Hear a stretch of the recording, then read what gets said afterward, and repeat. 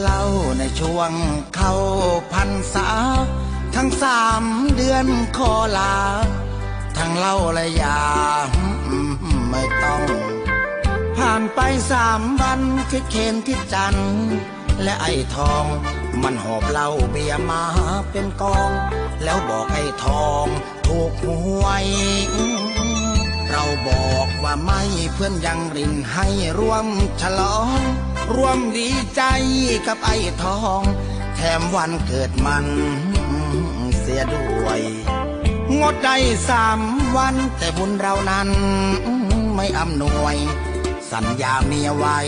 เสียด้วยเมียรู้ตัวสวยแน่นอ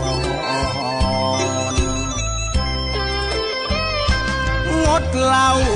เข้าพรรษาเขาว่าดีแน่ตับก็ไม่แย่เมียแก่ก็ไม่ปวดหมองแต่ลิ้นมันอยากเลยสั่งให้ปากลิ้มลองมือยกกระดกลงท้องโลกเป็นสีทองฟ้าแจ้งจางปางตั้งใจงดเหล้าหวังจะเอาใจเมียแต่เพื่อนมันทำเสียอย่าด่าพี่เลยน้อ